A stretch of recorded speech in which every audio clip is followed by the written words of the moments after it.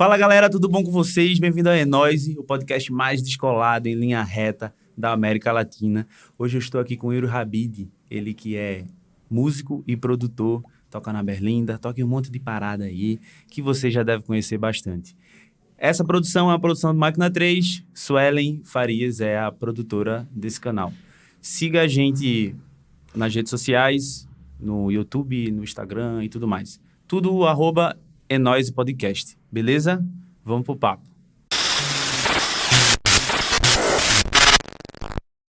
E aí, Yuri? E aí, Kelvin? Beleza? Beleza, velho. Tudo certo. Feliz de você estar por aqui, viu? Pô, eu tô feliz também com o convite. É massa do cara. E aí, da onde vem esse teu sobrenome? Esse sobrenome, muita gente pergunta. Na verdade, não é meu sobrenome. O meu sobrenome é Martins. Yuri Habib Correia Martins. Mas aí eu adotei o Habib como sobrenome artístico, né? O nome artístico, né? Porque tem Yuri Queiroga, que todo mundo conhece aqui.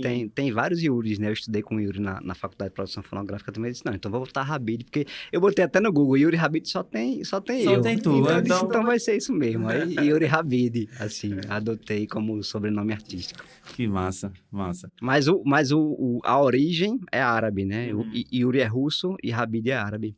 E aí foi lombra dos meus pais mesmo. A minha mãe é brasileira, meu pai também, mas eles quiseram colocar um nome diferente, né? Coisa de brasileiro também, né? Colocar nome diferente. E aí ficou Yuri Habib. Massa. Mas o que significa Habib?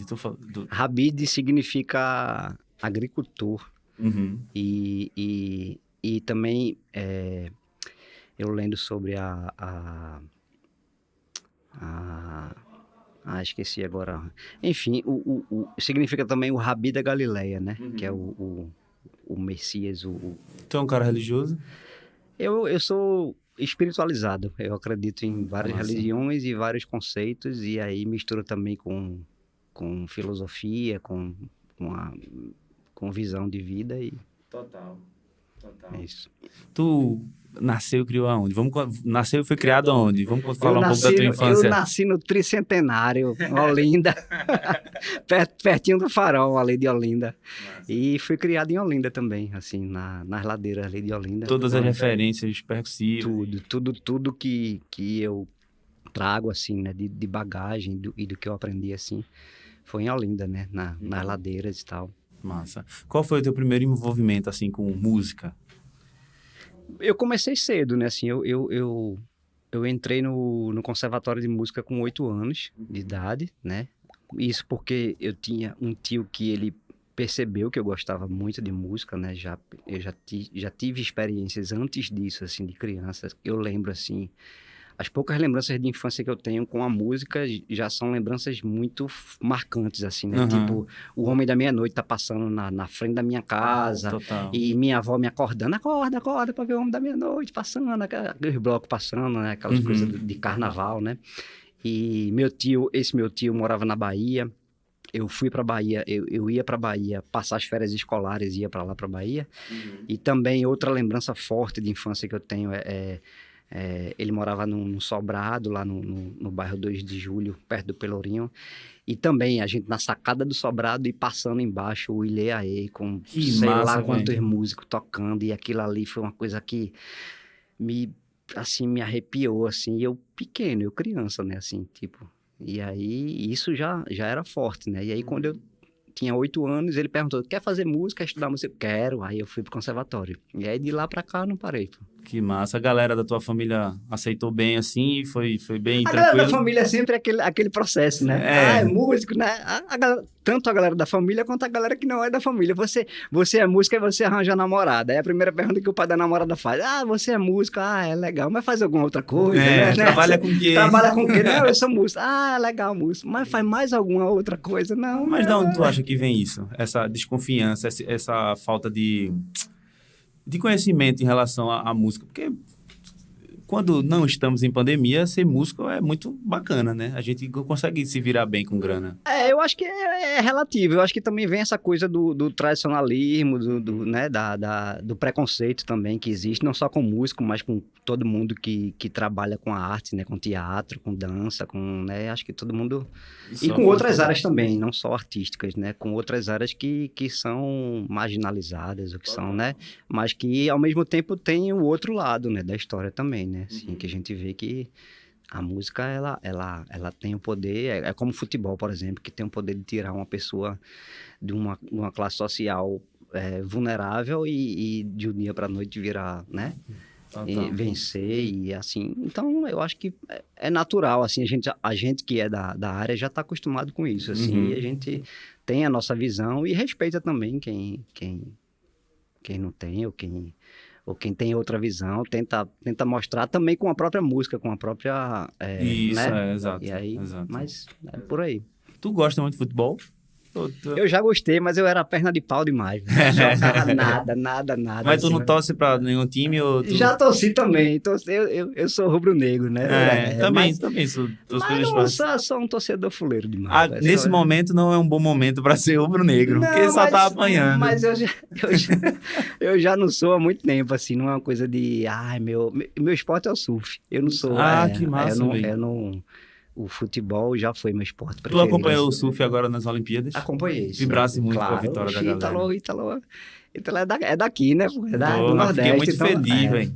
E aí... A gente fez o Nordeste, né? A galera do Nordeste fez uma boa campanha nessas Olimpíadas, né, velho? Fez sim. Se pá, foi a que mais arrastou, né? Do Brasil todo, assim, se você for comparar.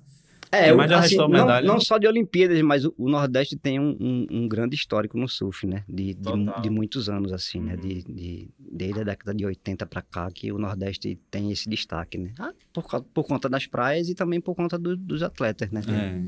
Já aqui eu acho que tem uma galera muito boa. Eu nunca surfei, eu sempre fui da galera do skate, tá ligado? Pronto, eu também andava de skate quando era criança. Quando começou essa coisa... Porque eu comecei a surfar também nessa época, com 8 anos de idade.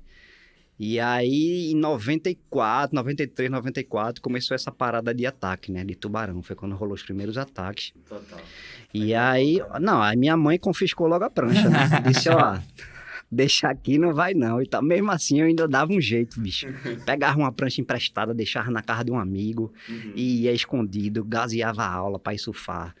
Lá nos Milagres, em Zé Pequeno. Aí teve um dia que eu tava gazeando aula, pegando onda, aí meu pai passou na orla, me viu, tal, foi, mas assim... Eu sempre tive medo de gazear, gazeei muita aula, velho, mas eu sempre tinha medo de gazear, porque como meu pai trabalha com segurança pública, eu ficava com medo de tipo, pai vai passar de viatura aí, vai me ver, tá ligado? Aí eu vou me fuder. Yuri, quem foi tuas principais referências, assim, de música, no começo da tua carreira? Eu queria falar isso de vários momentos. No começo e agora, por exemplo. No começo, quem foram tuas referências, assim? Bom, criança foi o meu professor de piano clássico, Carvalho, né? Lá Tu estudou piano clássico? Eu estudei piano clássico. É porque você entrava no conservatório, aí você fazia 1 ano de teoria e depois você que ia para aula prática, né? E você tinha que escolher um instrumento, né? E aí eu escolhi o piano, aí fiz 4 anos. E aí depois disso, tocando só que eu via muito maracatu lá em Olinda, muito, né? E aí eu disse, pô, bicho, isso aí... Aí o meu vizinho, lá na Rua da Boa Hora, que nessa época minha mãe morou lá na Rua da Boa Hora, o vizinho dela tava formando o maracatu, o mestre Márcio. E aí, ele já era meu mestre de antes também, porque eu fazia capoeira, e ele dava aula de capoeira e tal, e aí ele disse, Yuri, vem pra cá, vem ensaiar e tal. Aí já foi outra referência minha, assim, sabe? E aí eu tive várias referências, né, ao longo dessa jornada aí. Massa. Teve seu Livaldo, que foi o que me colocou porque eu fui no conservatório, fiz piano clássico, depois eu comecei a tocar instrumentos de percussão, Aí virei percussionista, foi aí quando eu comecei a minha trajetória profissional, né? Assim, de acompanhar artistas, né?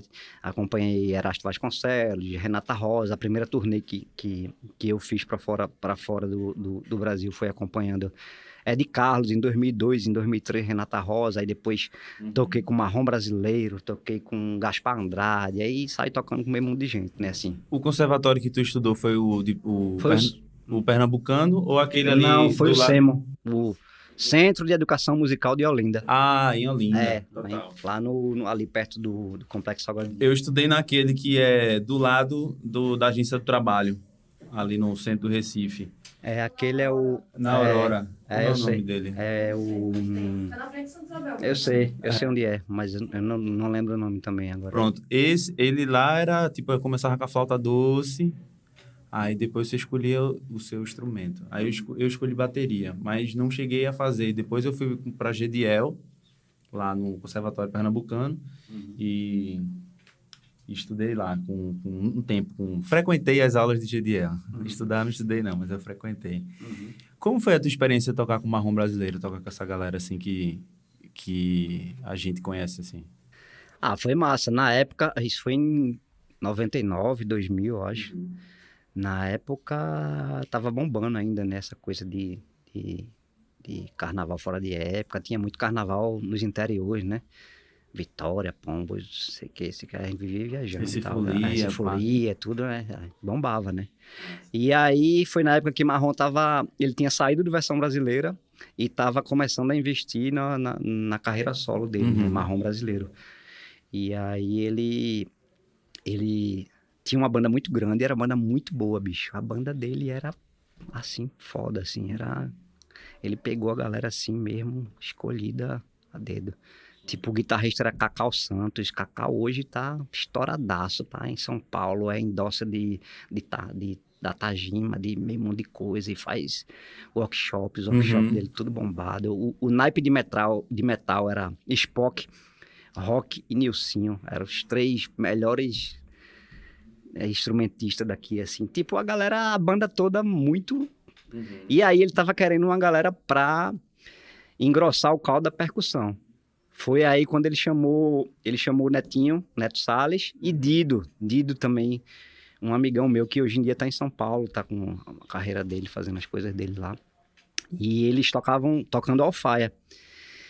E aí Netinho me puxou no bolo, né, da sardinha. Disse, olha, tem um galego que ele também bate as alfaias bem, chama ele pra cá. E foi quando eu fui pra lá fazer o teste, né, vamos dizer assim.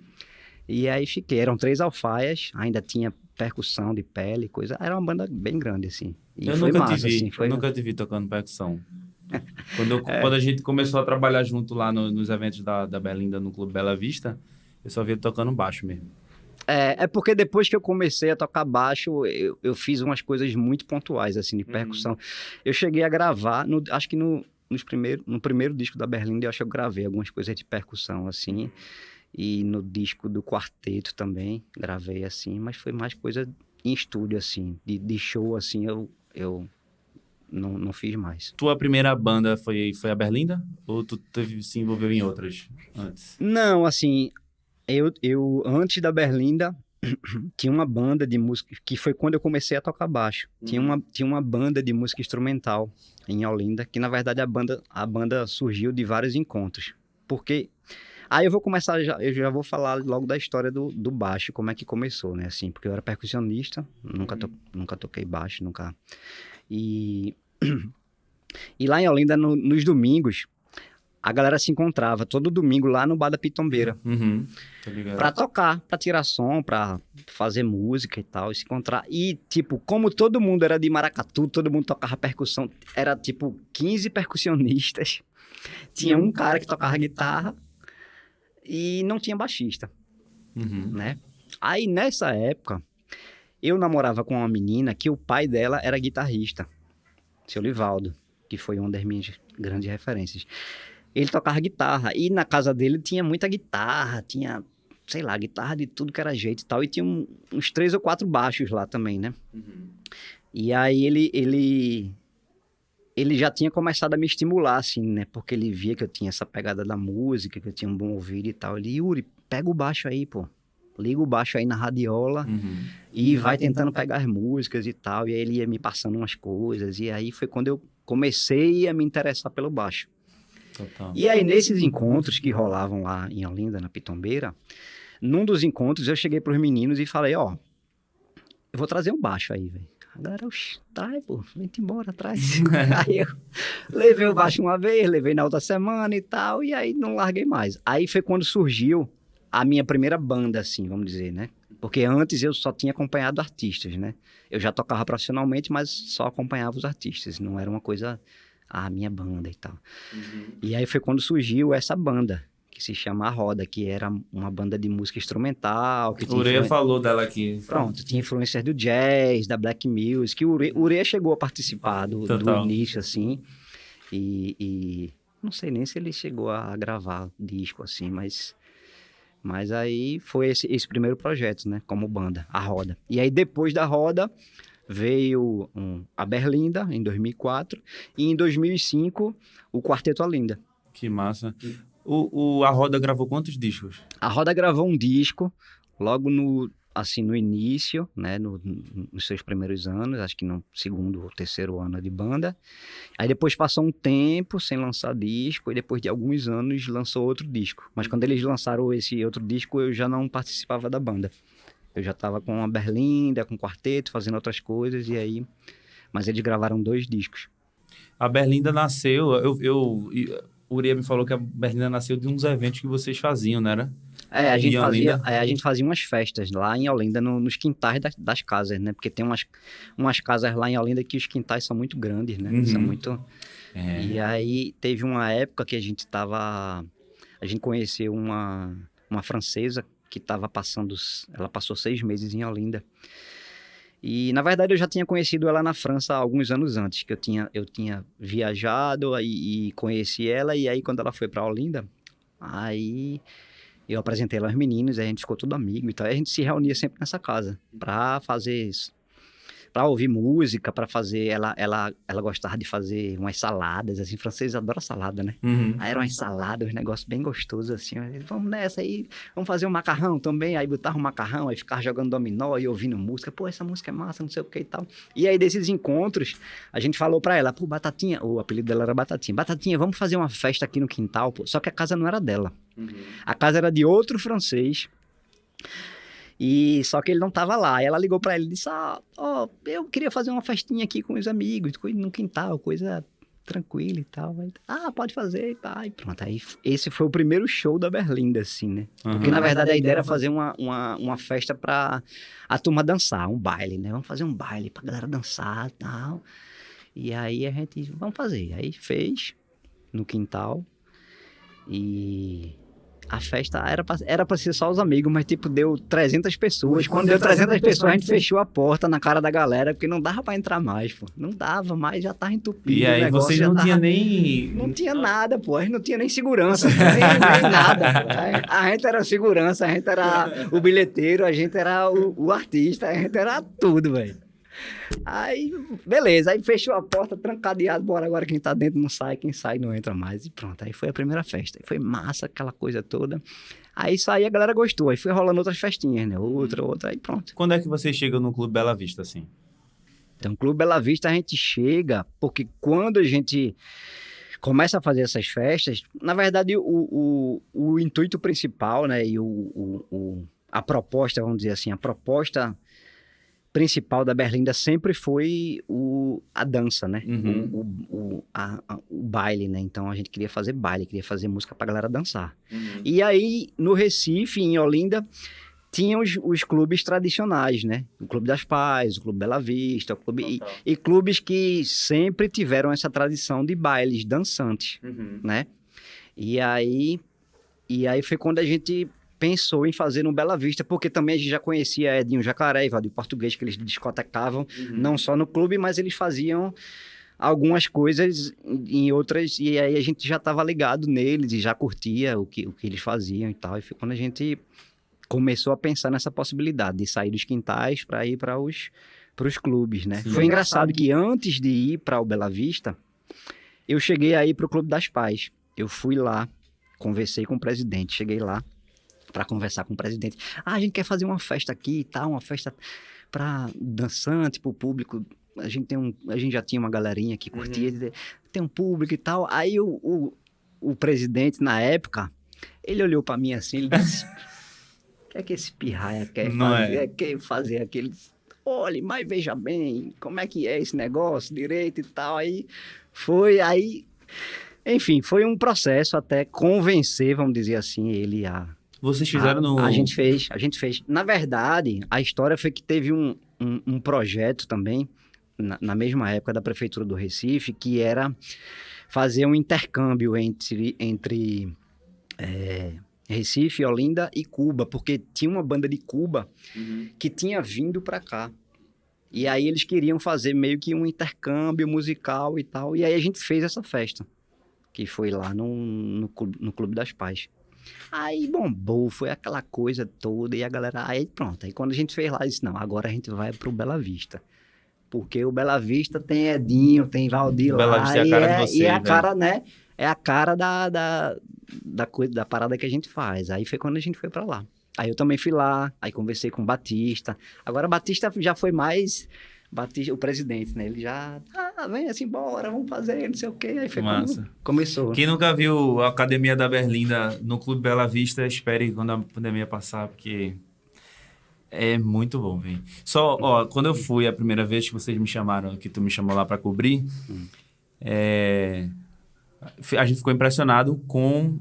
Eu já tinha visto o show de vocês no Baile Perfumado, que foi o Baile da Gravata Florida. Florida, foi. Que foi Sim. com Com Jorge Ben. Jorge que Ben, foi até- e tinha uma banda de Carnaval do Rio, que era... Monobloco? Eu acho que era Monobloco. Acho que era Monobloco. Acho que era. Aí eu achei, porra, que do caralho, velho. Fiquei impressionado com aquela lua, lua. Uhum. Aí depois eu virei fã, escutei pra caramba, assim. E aí quando eu fui pro Bela Vista, que vocês cantam, a galera grita e canta, parece... Eu só vi isso 2 vezes na minha vida, que foi com vocês e com Los Hermanos, porque a galera grita e canta pra caramba. É uma missa, né? É, velho? meu irmão, é uma missa, velho. Meu irmão, é muito foda, pô. É muito foda, contagiante, tá ligado? E quando eu viajo com meu pai já é um coroa que, tipo, gosta de Reginaldo, gosta de Cumbia e tal. E quando eu boto a Berlinda, ele gosta, ele dança, pra Quarteto Olinda também. Aham. Meu pai que me apresentou Quarteto Olinda, pô. Uhum. Na verdade, quando eu cheguei pra mostrar meu pai Quarteto Olinda, ele falou: isso é Quarteto Olinda, eu já conheço. Aham. Que Tá ligado? massa. Agora, como ele conhece, Aham. eu não sei. Que massa. Mas ele já mostrava, mas Aham. já conhecia. É legal. Isso que tu falou dessa atmosfera, né, que rola assim lá, assim, isso acontece, isso já acontece assim, o próprio clube, ele já tem uma atmosfera dele, né, assim. Uhum. Eu falo assim, independente de Berlinda, porque eu gosto do clube e quando amigos de fora, por exemplo, que vêm para cá pro Recife, que não conhece a cidade e tal, tipo, eu faço questão de levar lá, pô, porque não tem como você falar, não é assim, é desse jeito, é assado. Só indo, velho. Só quem vai sabe como é a parada. É a mesma coisa da Berlinda lá, o show da Berlinda. Só quem vai saber é quem for, velho. A gente já Então- pegou um Uber. Tu lembra que a gente pegou um Uber lá no Ibura, quando a gente morava no Ibura, pra ir pro Bela Vista. Aí, quando a gente entrou no carro, ele fez Clube Bela Vista, né? Ele ficou todo meio acanhado assim. Aí ele botou Nação Zumbi pra tocar. Aí eu disse: oxe, que massa, velho, gostei do som. E pai, ele: tu tá indo pro show da academia, pô? Eu disse: tô. Eu trabalho com os caras, pô, eu vou fazer foto e vídeo lá. Ele: bom, meu irmão, que massa, eu tô a fim de ir, mas tô com as dívidas aí, eu vou rodar de Uber mesmo. Depois, no próximo eu vou, vai ter mais, né? Eu acho que vai, os caras sempre fazem e tal. Aham. Mano. A gente tem uma coisa assim que... Às vezes, quando você ouve um artista, né, determinado artista, o disco, né, assim...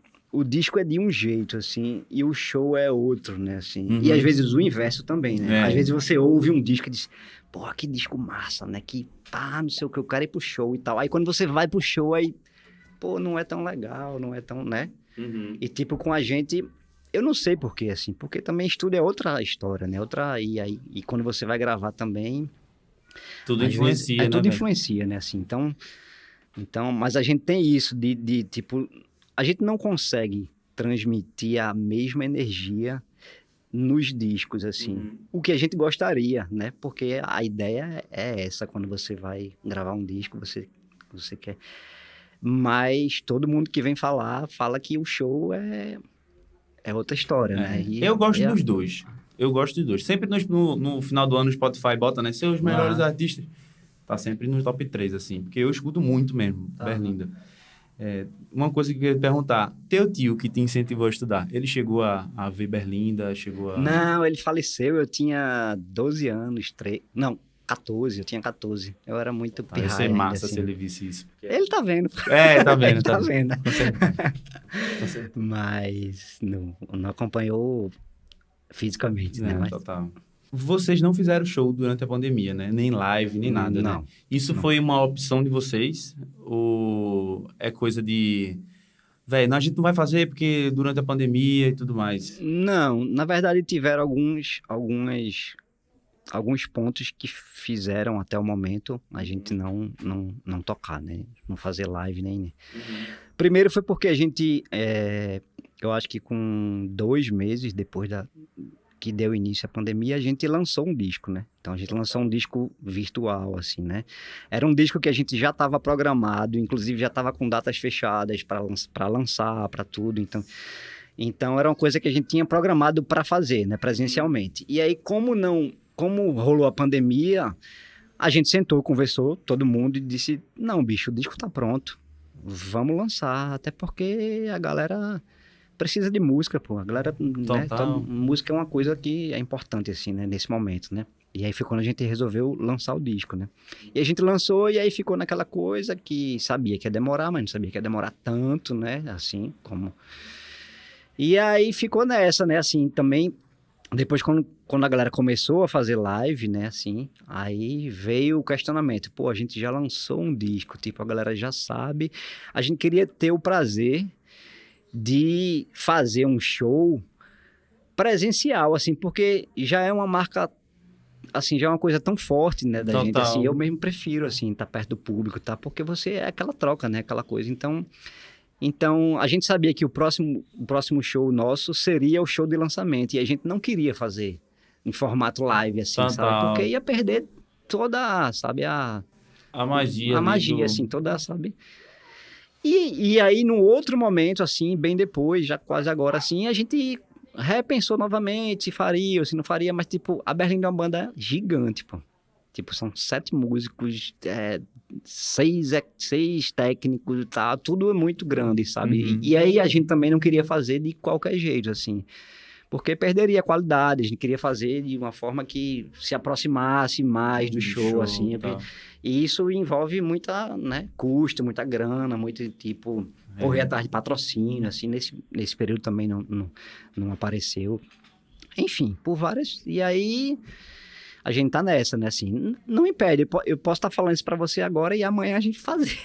Total. Vai fazer, vai rolar e tal, eu vou achar massa, do mesmo jeito, entendeu? Mas até o momento, não, assim. Vocês não tem planejamento, assim, para uma abertura, uma flexibilização, assim, do...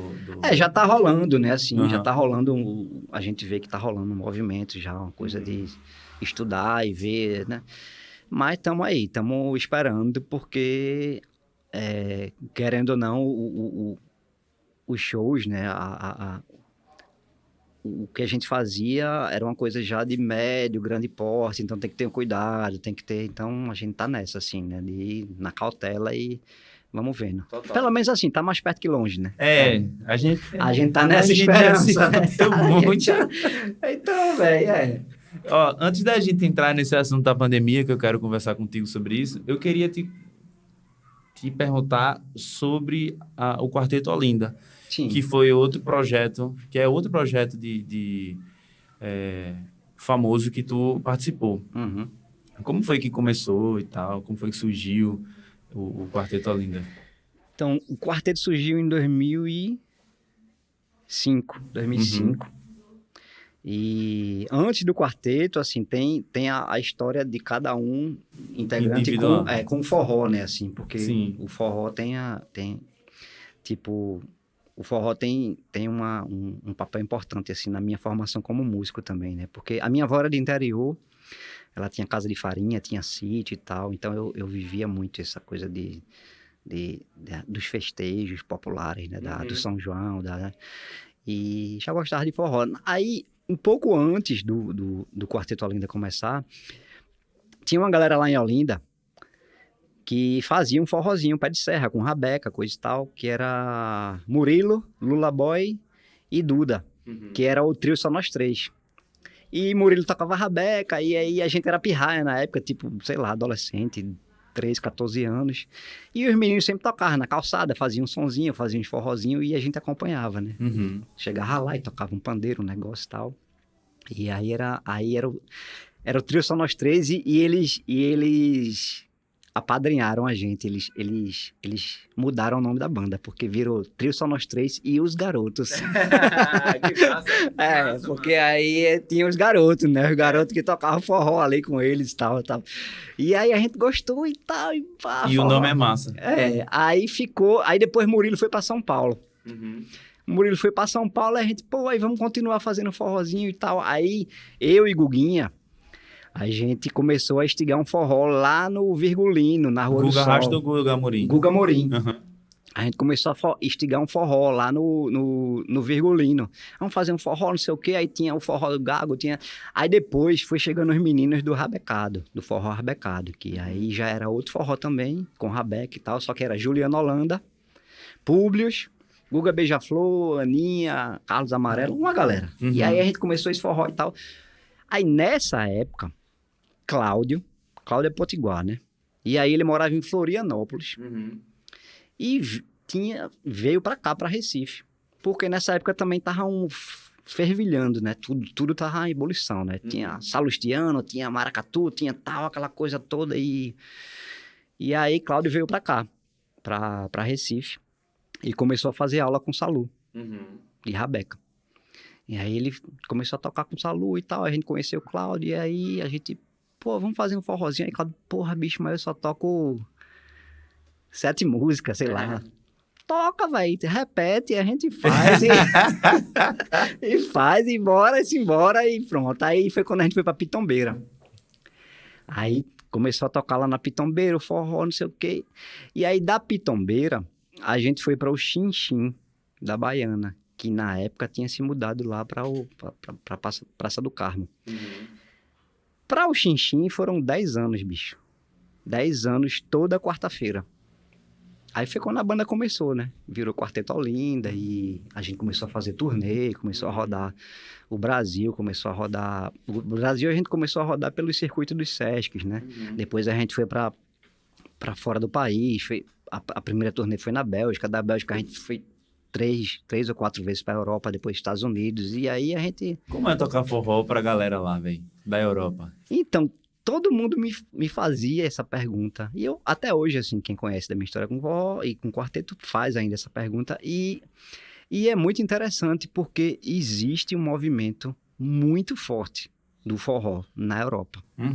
Inclusive, em 2017, foi lançado um documentário que fala sobre isso, sobre a história do forró na Europa. Porque muitas pessoas saem daqui e vão ganhar vida, vão fazer, sei lá, na Europa, e vão através do forró, assim, vão para primeiro de tudo pela capoeira, né? Porque a galera sai daqui para dar aula de capoeira e o forró que a gente não sabia até então.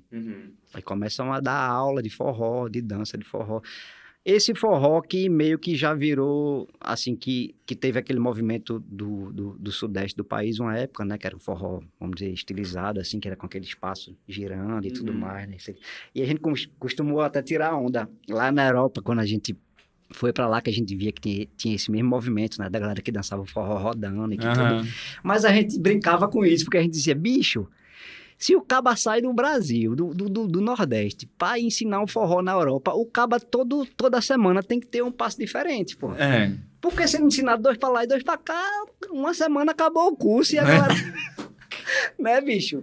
Não, Aí mas, ele tem que inovar, né? Tem que inovar, mas, tipo, tirando ondas à parte, tem um lado muito interessante, porque também tem... É uma diáspora, né? Uma diáspora cultural, né? Que você pega a sua origem, a sua tradição musical e leva para um outro lugar.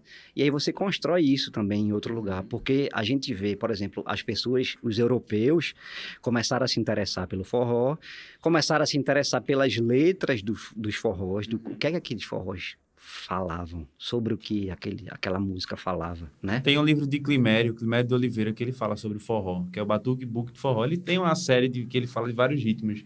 E aí ele vai para uma universidade nos Estados Unidos e a galera pira, velho. Ele lançou um de frevo recentemente, que a galera pira também. Ele vai lá, ele dá uma palestra e a galera gosta pra caramba do forró. Uhum. Eu tenho esse livro aí. O livro é enorme, velho. Enorme. O cara falando de forró, falando de Gonzaga. Tá Pois poderoso. aí eles começam a se interessar. O que é que as letras falam do forró? Quem são os artistas do forró? Quem é Luiz Gonzaga? Quem é Jacques do Pandeiro? Quem é Jacinto Silva? Quem é... E aí, bicho, tem uma galera lá que sabe muito mais de forró do que muita gente aqui, bicho. Total. Tá ligado? E eu ficava assim, ó. Porra, bicho, tá vendo tu? Entendesse? E aí, isso tudo virou um documentário que foi lançado por Daniel Ortega, em 2017, que se chama Quanto Mais Longe Vou, Mais Perto Fico. Que é essa coisa da galera que sai da sua terra e vai pra longe, vai pro outro lado do continente. E que, na verdade, isso aproxima, né? Isso se aproxima, porque você se coloca e enxerga as suas raízes, de onde você veio e a importância que Às isso vezes é tem, né? aproximar a distância, às vezes dá uma aproximada boa. Você lembra, você tá... Enfim, memória sempre aproxima a gente de alguma coisa, né? Mesmo que a gente não queira. É isso. E aí, velho, por que o Quarteto Olinda morgou, velho? Todo mundo também faz essa pergunta. Essa pergunta eu fiquei assim, velho, será que eu pergunto? Será que é uma coisa que Yuri pode falar aqui durante... Claro que eu posso falar. Todo mundo faz essa pergunta. E eu acho assim, na verdade eu acho que toda banda, né, que começa, que constrói um caminho, né, e que termina, eu acho que ela cumpriu o seu papel ali. Assim como eu acredito, eu não conheço, assim, intimamente, os integrantes, por exemplo, do Mestre Ambrósio. Sim, né? total. Que foi uma banda, Total. assim, que abriu as portas do forró, de rabeca, dessa coisa toda. E que foi referência, inclusive, pra gente, né? Assim, quando a gente começou, a gente tinha o Mestre Ambrósio como referência, né? E eu fico pensando assim, que, tipo, eles tiveram a sua importância, entendeu? Assim como nós tivemos a nossa importância. Muito grande, E que fomos referência para outras bandas, outras pessoas e tal. Total. Mas que foi esse ciclo, entendeu? Teve uma vez um amigo ligou. Yuri, e aí, o Quarteto Olinda não volta, não? Vamos fazer esse forró? E aí... Eu acho que eu sei quem é essa pessoa. eu fiquei... Eu disse, não, bicho, já foi, pô. Não, foi massa e tal. A gente é bem amigo, assim, hoje em dia, né? Sempre foi eu, Cláudio, Guguinha, Guga Rasta, Carlos Amarelo, os meninos todinhos. Mas assim. tu não acha que não volta pra um remake? Já teve remake, inclusive. Já teve remake. Teve uma vez que eu tava tocando com, sei lá, com Martins, que foi aluno de Cláudio, que foi aluno de Rabeca de Cláudio. Martins tocando com o forró na caixa, com os meninos, e Cláudio tava, e ele chamou o Cláudio pra dar uma canja, e Guguinha tava lá no público na hora, subiu também, tipo... Eu acho que foi na Macuca isso aí. Rolou, tipo, sabe? Mas uma coisa muito natural, assim, uma coisa Total. que, né, nada... E assim, é um brilho, tá ligado? Tem um glamour muito grande quando vocês tocaram lá. Eu lembro que no primeiro evento da Macuca, que eu não lembrava disso, até entrevistar a Rodar. Mas depois eu fui rever as fotos e os vídeos que eu fiz lá. Tem um glamour muito grande vocês tocando, pô. É muito bonito. Tipo, a história é muito bonita, as músicas são muito legais, tá ligado? Eu acho que esse glamour também e esse brilho que teve no momento, por exemplo, que a gente se reencontrou no palco e tal, foi muito maior também porque foi natural. Total. Ninguém programou isso, entendeu? Ninguém, não é uma coisa assim, não, entendeu? Eu acho que tem isso também, né? Assim, tem essa coisa da natureza das coisas, né? De ser como... Acho que se a gente chegar e disser assim, não, vamos voltar... Não, vai, deixa essa história bonita, É como outro foi, momento, é outro né? momento, Total. sabe? Eu acho que é Você, mais por eu aí, acho que assim. na época não tinha nem tanta essa influência do digital, né? Tinha, Tava começando, tava né? Tava começando e tal. começando. E aí eu falando sobre tudo isso agora e me lembrando da forma como terminou, né, assim, a banda, Uhum. foi muito natural também. Foi um dia que a gente tava na casa de Guguinha, eu, Cláudio, Guguinha, de meninos, a gente tudo conversando. Ele disse, bicho, a gente tem... Porque a gente gravou um disco só, né, também, Uhum. durante 10 anos. A gente fez muita coisa, né? Também a gente entrou também no fluxo de fazer muita turnê, de viajar muito e tal. E aí, a gente conversando sobre várias coisas e tomando uma cerveja, comendo e tal, não sei o quê. E ele disse, bicho, eu acho que a gente precisa se provocar, né? A gente precisa se provocar como artista, né? Como músico, como isso em qualquer... E eu não me lembro exatamente como foi a conversa, mas foi mais ou menos por aí, assim. Na verdade, o término do quarteto foi uma provocação nossa, em conjunto. E que hoje eu vejo que foi importante para todo mundo. Total. Porque depois disso, o Cláudio foi fazer a carreira solo dele, lançou disco, né? Fez o projeto da Rabecas Brasileira, começou a construir Rabeca, começou a fazer meio mundo de coisa. A Guguinha também começou a fazer instrumentos e Pandeiro, pá. pandeiro, sabe? Então, eu acho que tudo isso partiu dessa provocação. Total. E para todo mundo que trabalha com arte, em qualquer área, assim, eu acho que é sair da zona, sabe? De conforto, assim. E se provocar, às vezes, é importante para você dar essa outra, sabe? Esse outro passe, ir para outros caminhos, outros lugares. E aí já é um outro momento também, né? É, total. Mas eu fico na torcida que um dia vocês façam. É que vocês façam aí uma. Cláudio, se vê aí, Guguinha, menino, amarelo. Por favor. E aí, o que é que tu fez durante esse momento crítico aí que foi a pandemia? Rapaz, eu, não, eu tenho que parar para pensar, porque Foi muita coisa, foi né? muita coisa, bicho. Todo mundo, né? Foi muita coisa e também muitas crises existenciais. É, velho. Eu não acreditei no começo, né? Não, a gente tava conversando aqui antes de começar a gravar, que eu não comecei. Eu pensei, meu irmão, isso é 3 meses, pô. Eu lembro que eu fui fazer uma reunião com o Rudá sobre o São João. E aí eu fiz, aí, Rudá, a gente queria fazer uns lançamentos antes, uns conteúdos pra galera ficar ansiosa pro São João e tal, a gente fazer reunião. Aí, meu irmão tava ameaçado, velho, não vai rolar não. Peraí, Rudá, vai rolar, pô. E eu tinha um evento pra fazer, que era um encontro internacional de estados e municípios, que vinha gente do mundo todo, lá no Centro de Convenções. E aí, meu irmão, eu vou fazer um evento, velho, que vai vir gente do mundo todo agora, vai rolar e tal.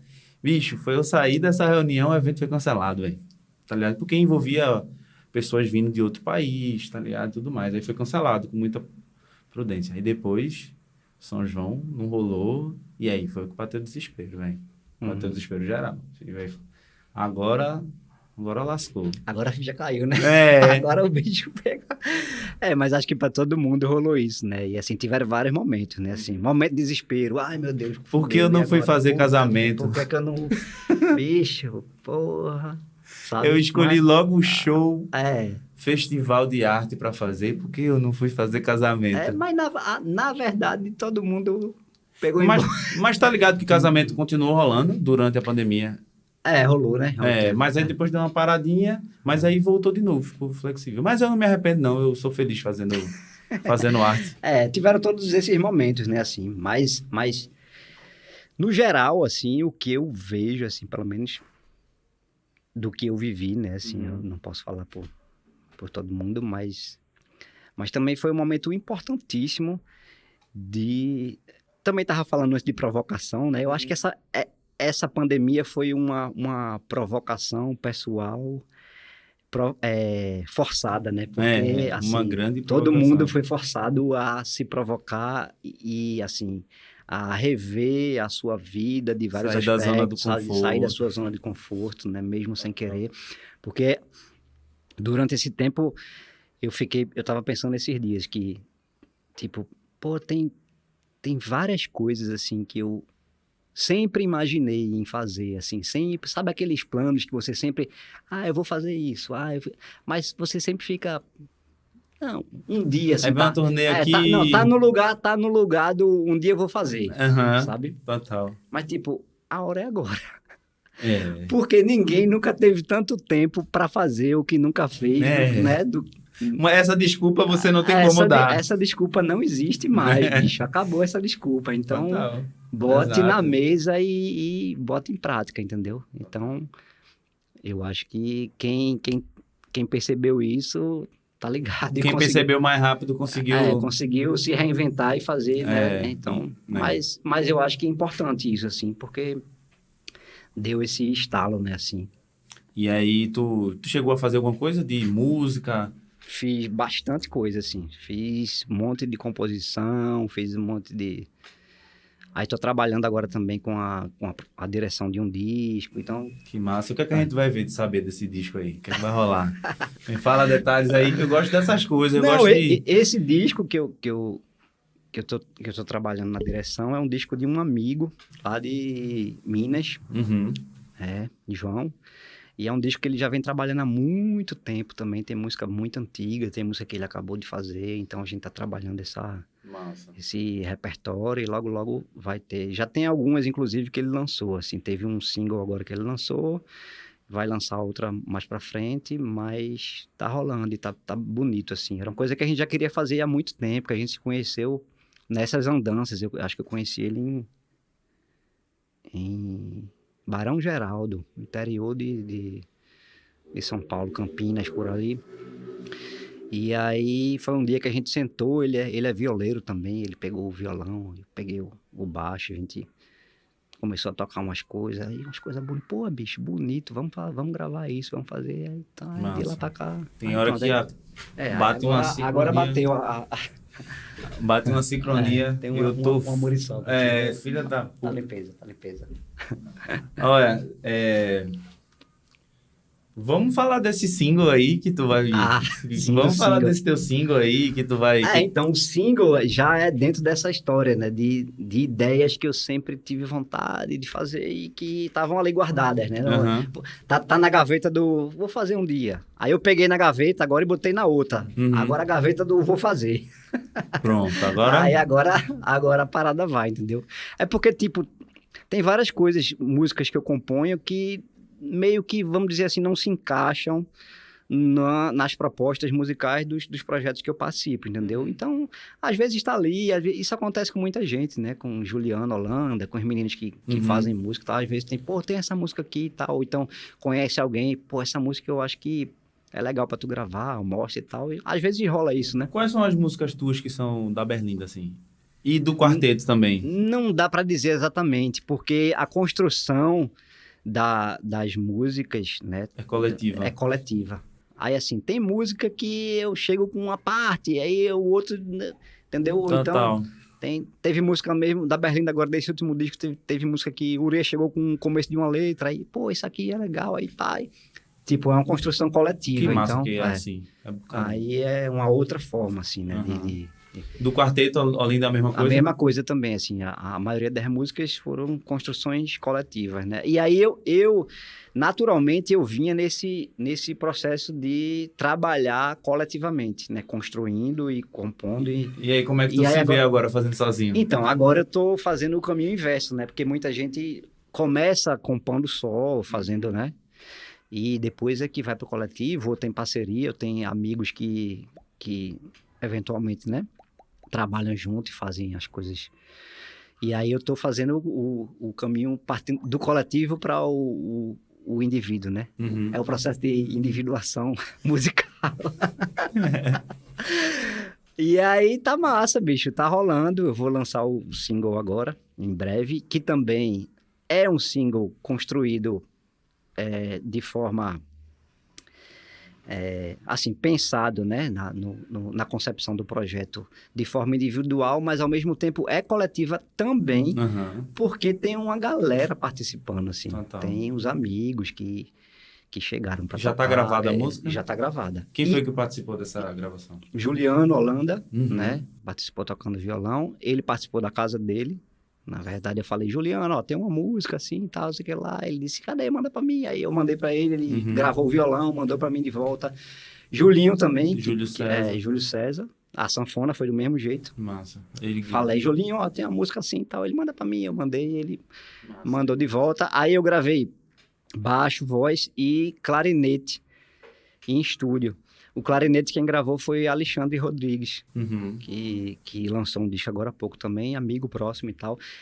Além desse lado coletivo da instrumentação da música, tem o lado coletivo também da execução, porque eu decidi lançar um single nas plataformas que é mais, assim, vamos dizer, mais fácil de executar, né? Não precisa de tanta grana e tal. Mas, ao mesmo tempo, eu acabei de lançar uma campanha, né? Para financiar os custos de finalização dessa própria música, né? E também já emendando com também... É porque, na verdade, a ideia é ser uma campanha de financiamento, mas uma campanha também já de pré-lançamento, assim, tipo, já dizendo pra galera, vai ter a música, vai ser assim. Também mostrar como é que foi o processo, quem gravou e tal. Então... Quem quiser contribuir, faz como? Chega no Pix. Qual é o Pix? Fala aí pra galera. O Pix é yurihabid@gmail.com. Aí no teu Instagram também tem a divulgação dessas paradas? Tem, eu comecei essa semana, né? E aí eu pretendo, ao longo do processo, mostrar, né? Fala aí teu Instagram pra galera que tá ouvindo pra gente. É Yuri _ Habid. Pronto. Eu vou colocar aqui na descrição, mas quem estiver ouvindo, Yuri _ Habid. Massa. Beleza, massa. Eu tô ansioso, velho, pra essa parada. Vai rolar. Vai rolar legal. Vai rolar. E aí eu decidi soltar uns vídeos, mostrar mais do processo, né? Assim, porque a galera... Eu acho que é interessante mostrar esse lado, né? Assim, porque você chegar e dizer, não, eu tô com uma música, vou lançar um single, beleza, mas, pô, esse single, como foi feito? Como é que gravou? Como é, sabe, né? Isso é muito massa, e pô, aí eu acho curte. que também essa coisa do financiamento coletivo também, eu pensei, assim, como parte do processo de ser uma construção coletiva também, assim, porque eu acho que cada pessoa que contribui, ela tá colocando, assim, uma energia ali, né, assim, então, eu acho que, para mim, lançar um primeiro trabalho dessa forma tem uma importância muito grande, assim, né, assim, Total. porque, assim, o single é a estreia, assim, e aí... dessa forma, eu acho que... Vai fazer mais? Tem muito, mais na gaveta? Mais na gaveta do Vou Fazer tem mais. Não, na gaveta, já tirei do Vou Fazer um dia e já botei um bocado na gaveta do Vou Fazer. Massa. Mas aí, daqui pra frente, depois de... Eu não vou ficar enchendo o saco muito da galera pedindo... não, sabe? Tipo, as próximas eu vou pensar como é que eu vou fazer. Eu pretendo também escrever projeto, sei lá, ver outras formas, entendeu? Sim, mas sim. assim, vou fazer. Massa. Não sei como, mas vai rolar. É bom. Bom demais. A gente tem uma safadezazinha que a gente faz, que a gente manda... A gente pede perguntas para pessoas próximas. E aí eu fiz essa safadeza e vou ler algumas perguntas aqui. Joana mandou um áudio. Vamos para Joana. Joaninha. Olá, Kelvin. Olá, Yuri. Olá, ouvintes da É Nóis Podcast. Meu nome é Joana Sheba, sou percussionista e cantora daqui de Olinda, toco com a galera, enfim, conheço esse menino que tá aí. E eu queria dizer que a gente se conheceu quando eu fazia sub de Rodrigo Félix no Forró na Caixa. E ele fazia sub de Rodrigo Samico também no Forró na Caixa. A gente era sub dos Rodrigo. E eu já sabia quem ele era, enfim, da Academia da Berlinda e tal, só que eu não o tinha visto ao vivo, assim, né? E abrindo voz, eu queria saber, Yuri, querido, se tem algum segredo para abrir voz tão lindo e tocar ao mesmo tempo, né? Que eu até brincava, toda vez que ele abria voz, eu ficava, meu Deus, eu e Ju Valença, a gente ficava tirando onda, porque não era possível uma pessoa abrir voz assim, tão bonito. Dá curso, querido. Fazer o curso, hein? Se inscreve no meu canal. Joana é muito querida. Realmente a gente se conheceu fazendo substituindo, né, Rodrigo Uhum. Félix e Rodrigo Samico no Forró na Caixa. Eu também não conhecia ela, já tinha ouvido falar assim, tem uma percussionista que é massa e tal, e, Uhum. e via ela em alguns lugares, mas não tinha parado para conhecer, assim, ela é Uhum. queridíssima, assim. E, sei lá, João, não tem segredo não. O que, pra galera que não sabe, o que é abrir voz? Então, abrir voz é quando tem, assim... Eu acho que eu comecei isso com a Berlinda, né? Porque na Berlinda eu faço backing vocal, né? Uhum. Tem os vocalistas principais, que são Tiné e Ureia, e eu sou o back. Geralmente, quem abre voz são backing vocals, Uhum. porque eles abrem as terças, Total. faz aquelas Massa. aberturas de voz que Uhum. muitas vezes ficam ali, não aparece, assim, para muita gente que não tem tanto conhecimento, assim, de música, mas que tem um papel importante, assim, de você... Total. vamos dizer, dar brilho, dar suporte mais para massa. a voz principal, né? É muito bom. E aí acho que eu comecei isso com a Berlinda, assim, né? Fazendo com a Berlinda. E aí nos outros projetos que eu participo, eu faço também porque já é natural, né? Assim, de tocar e cantar. Massa. Mas um beijão, Joana. Valeu, Joana. Valeu. Obrigado pela pergunta. Aí, Júnior Chapa, né? Júnior Chapa, Júnior Chapa. Chapinha. Ele mandou várias coisas aqui. Ele pediu para tu falar como foi tua transição da percussão pro baixo. Como foi. Acho que a gente já falou isso aqui, mas Aham. eu acho que ele quer saber mais de como foi para tu, como foi essa transição, né? Aham. Ah, massa. Júnior é um caba muito gente boa, bicho. Ele é... Já salvou minha vida muitas vezes, viu? Não, olha, quem conhece Chapa sabe do que eu tô falando, assim, Aham. porque ele é... E eu conheço ele de muito tempo, assim. Ele canta muito, viu? Ninguém sabe, mas ele canta demais, assim. Ele cantava numa banda chamada Serpente Negra, no começo do movimento Mangue, no Aham. começo... E o bicho canta muito, bicho. E aí a gente é amigo desde sempre, né? Assim, de muitos anos. E ele acompanhou esse processo e essa transição, né? Da percussão para o baixo, né? E assim... E foi dessa forma, né? Que eu tinha falado antes de... Comecei tocando percussão nos grupos culturais e aí conheci uma menina que eu namorava, o pai dela, que tocava guitarra, e ele foi Total. passando para mim e tal, e aí foi... Mas para mim essa transição foi muito assim... Foi muito interessante, assim, porque teve outra transição no meio disso tudo, assim, porque como eu comecei a tocar muito cedo, criança, eu entrei no conservatório com 8 anos, e eu saí do conservatório Uhum.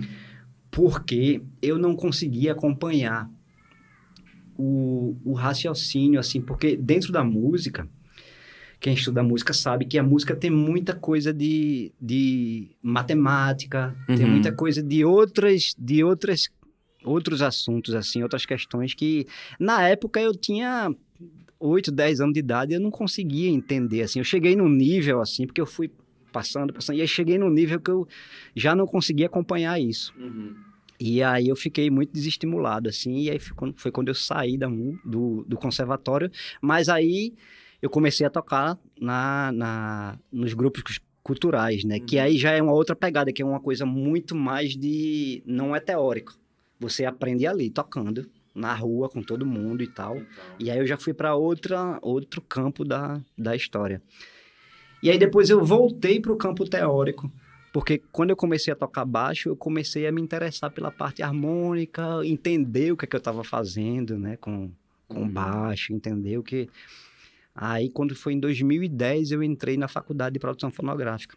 Uhum. E aí foi um outro estalo que eu tive, porque eu entrei na faculdade e aí comecei a pagar cadeira de teoria novamente, né, de harmonia e tal. E aí, quando o professor colocava no quadro aqueles assuntos que eu tinha visto quando eu era criança, bicho, era insight, assim, velho. Que eu olhava assim, eu disse, porra, bicho, isso aí é aquele negócio, velho, que eu não entendia, porra. Eu passei por isso também, Que massa, velho. Aí era, tipo, euforia, sabe, assim. Eu digo, meu irmão, que massa, velho.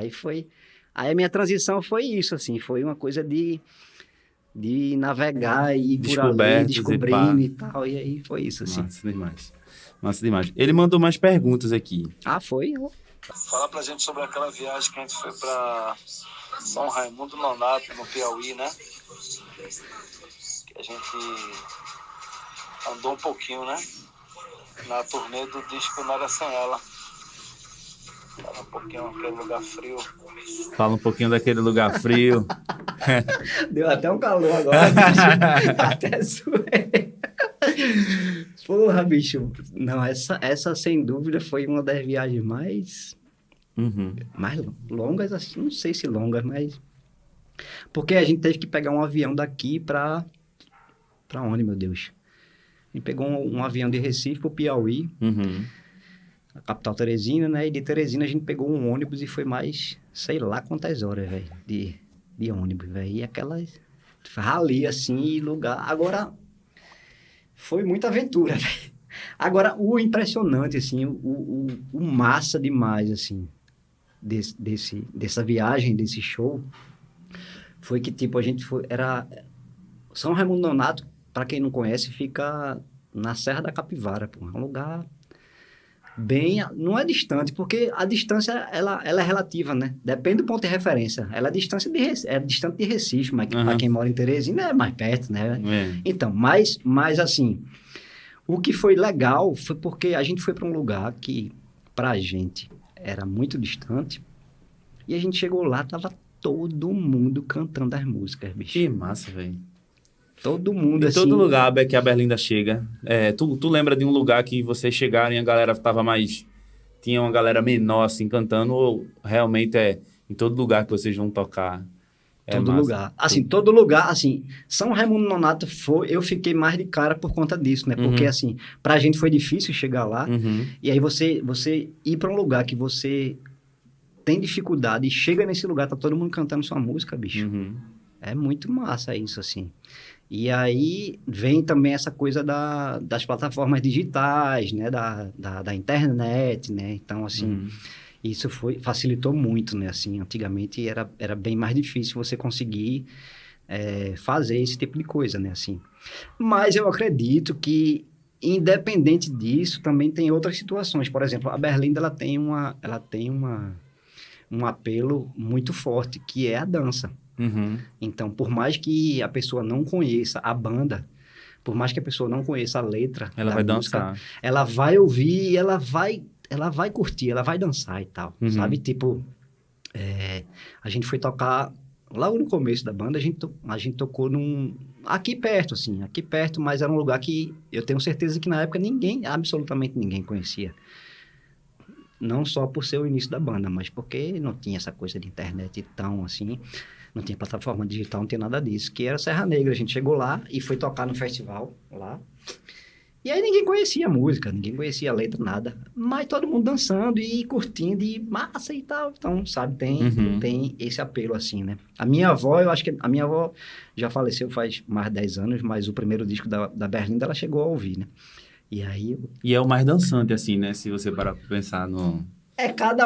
Cada um tem uma opinião sobre cada... E eu acho massa também ouvir isso, né? De cada pessoa, né? Pô, aquele disco é mais assim, pô, aquele disco eu acho que tal, não sei. Eu acho massa isso, assim, porque tanto com os discos quanto as músicas. Porque quando você vai lançar uma música ou um disco, a real é que você não sabe o que é que a galera vai achar. Então, é até um conselho que eu dou pra quem é músico, pra quem vive de música e tal.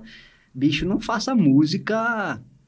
para agradar ninguém, assim, não vou fazer uma música assim, porque desse jeito vai agradar tal público, vai ser... Não faça isso, velho, não faça isso. Se você fizer isso, você vai... Porque ninguém sabe, na real.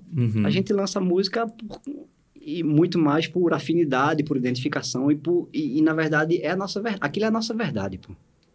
Então, eu acho que isso tem muito mais chance de você chegar em mais lugares e em mais pessoas dessa forma, porque você tá botando a sua verdade ali. Essa é a minha verdade, pô. E aí, quando eu mostrei o disco da Berlinda pra minha avó, o primeiro disco, né, quando a gente lançou, eu botei pra tocar assim em casa e disse... Botei o disco pra tocar e ela ficou ouvindo e tal, eu disse... E aí, vó? O que achou aí desse... Eu nem falei que era minha banda, nem falei. Disse, e aí, vó, o que achou? Ela disse... Forrozinho bom, né? Forrozinho bom. Eu disse, bom. Que massa. Então é isso, né, bicho? Assim, tipo, você não sabe, pô. Mas é o que eu te disse. Meu pai também curte a Berlinda. Mesmo que não conheça, quando boto no carro, a gente vai viajar, quando eu boto ele... Que massa isso aí, né? Legal e tal, não sei o que. Acho massa. Uma coisa que eu vou te perguntar, agora é uma pergunta minha, da safadeza.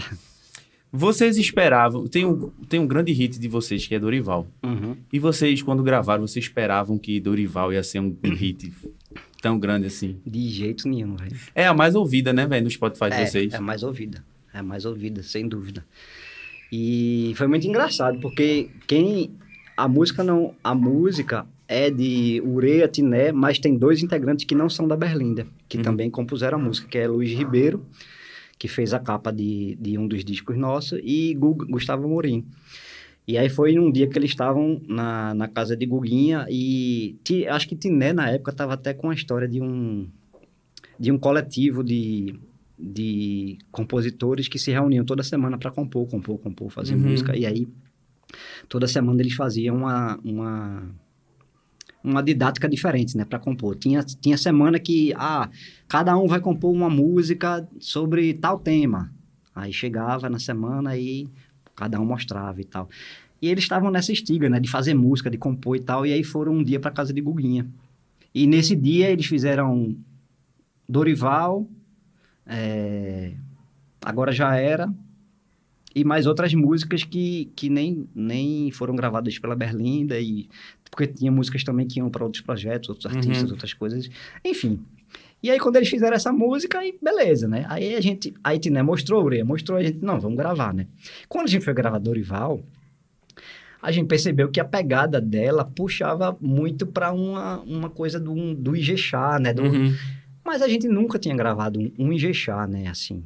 Total. Então, já teve esse primeiro dilema, assim, né? De tipo, pô, a gente vai gravar um Ijexá, não vai? Como é que é, sabe? Vai sair um pouco Teve alguém que ficou contra gravar? Não chegou a ninguém ficar contra, não. Que eu lembre, não, assim. Mas ficou aquela coisa, né? Assim, pô, será que a gente faz em Ijexá mesmo? Será que não? E tal, vamos fazer a música. E a gente fez. Quando a gente fez o arranjo, né? Que ficou pronto para gravar. Aí eu lembro que eu falei assim, eu disse, bicho, mas eu acho que essa música, ela tá muito grande, velho. Porque, tipo, a música Dorival tem, sei lá, acho que 5 minutos e pouco, né? 5 minutos, 5 segundos, mais ou menos. Vê, 5 minutos, aí eu disse, porra, é uma música de 5 minutos e tipo, ela termina a letra e volta pro início, né, e tal. Aí eu até falei assim pra galera, disse, meu irmão, velho, será que a gente não encurta, velho? Será que não vai ficar muito cansativo, velho? Fazer a música assim de 5 minutos e tal. Ela, não, pô, vamos e tal. Eu disse, beleza, então, beleza, né? Aí, tá ligado, assim, tipo... A gente não esperava nunca, pô. E aí, Quando foi que vocês perceberam que ela era o hit que a galera mais gostou, assim? Que a galera canta e... Eu acho que foi nos shows, né? Assim, tipo, depois que lançou o disco, o Nada Sem Ela, aí a gente deu uma circulada, né? Começou a fazer o show de lançamento nos lugares, e aí quando tocava, a galera já... Quando a gente tocava já o primeiros segundos, assim, a galera já... Aí a gente, porra, bicho... Eu acho que agora essa música a galera curtiu. Agora já era. Mas é engraçado agora porque... já foi. Tipo, tem música que você não sabe, bicho. Ninguém sabe, pô. A do primeiro disco mesmo é Ivete. A música que bomba, Ivete.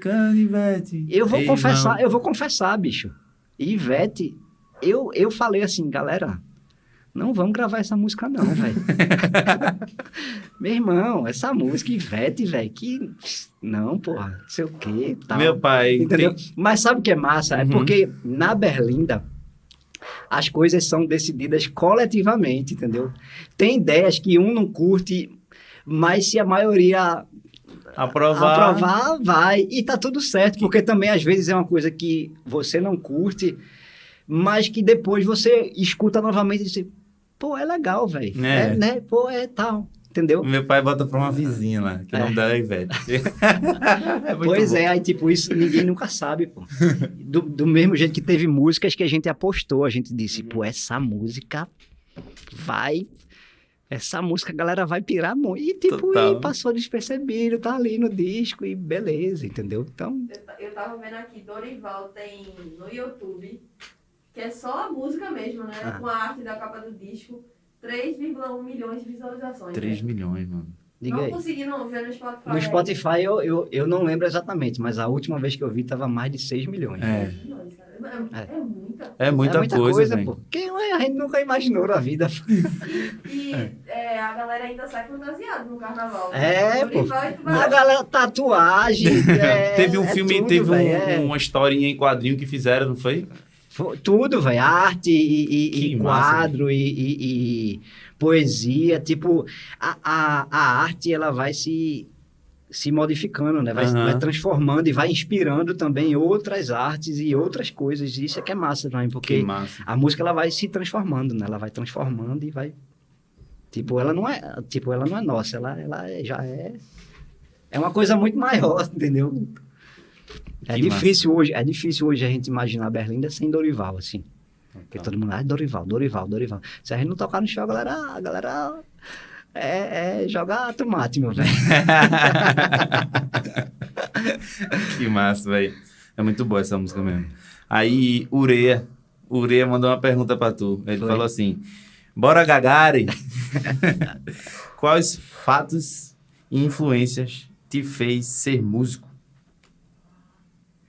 Os Quais? fatos e influências te fez ser músico. Eu acho que eu não escolhi ser músico, bicho. Eu acho que a música me escolheu. Total. Porque foi uma coisa muito... Eu era muito jovem, assim, era muito... É natural também, né, velho? Natural, assim, não tem... Quando você é criança, assim, o que é que você quer ser quando você crescer, né? Eu queria ser bombeiro, velho.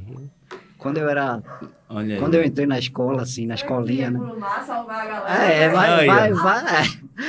Quando eu tinha, sei lá, 4, 5 anos, eu sonhava em ser bombeiro, porque eu sonhava em salvar a galera, né? E eu tinha essa viagem, assim. Aí eu virei músico. Aí, E tá tô salvando uma salvando do galera. mesmo Tá jeito salvando também. uma galera, pô. tô salvando. Tá salvando uma galera, pô. De boa mesmo, assim.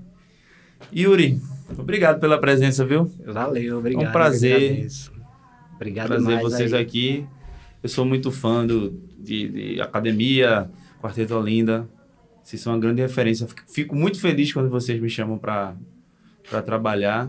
Não só porque eu pago meu aluguel, mas porque eu sou muito fã do trabalho, assim. E vamos contribuir, tá, galera? Com a vaquinha, né? É a vaquinha. A vaquinha de Yuri, para ele lançar o single dele. Lançar não, vai ser lançado independente, né? Vou lançar, bicho, de todo jeito, assim. Tem porque data já? Tem data. Fala a data pra galera aí. Dia 8 de outubro. Massa. Tá pertinho já. De 8 de outubro. 8 de outubro. A Eu vou gente- lançar, não sei como é que eu vou pagar. Mas, assim, é uma coisa que eu quero muito. Então, Galera, vai- vocês têm que contribuir pra ele pagar, a galera. Pra ele saber como é que ele vai pagar. Não, mas, tipo, quando você bota no campo da realização, assim, as coisas acontecem. Assim. Não, eu acredito muito nisso, sabe? Assim, Vai eu acredito acontecer muito dessa forma e também pretendo dar continuidade. E aí, cada um vai vendo, né? As coisas Fala- vão... Eu acho que quando você... É jogar no universo, bicho. Joga no universo que a parada vai rolar, entendeu? Então, Fala teu eu já tô Pix de jogando um novo. monte de coisa aí no universo. Fala teu Pix de novo pra galera contribuir. yurihabid, @gmail.com. Vai lá, hein, galera. Vai lá. Quer falar mais alguma coisa, Yuri? Não, só agradecer o convite. Tô Eu feliz que agradeço. demais e espero que a galera tenha curtido aí. Vai curtir, pô. Não tem como não curtir, não. Pô. Não tem como Massa. não curtir, não. Pra todo mundo que ficou até agora, obrigado. Até o próximo. Curte a gente nas redes sociais, no Instagram, @enoisepodcast. Lá no Facebook também, Enoise Podcast. A chave Pix para você contribuir com a gente, além de contribuir com o Yuri, é contato.enoise@gmail.com. E é isso. Obrigado. Até a próxima. É nóis.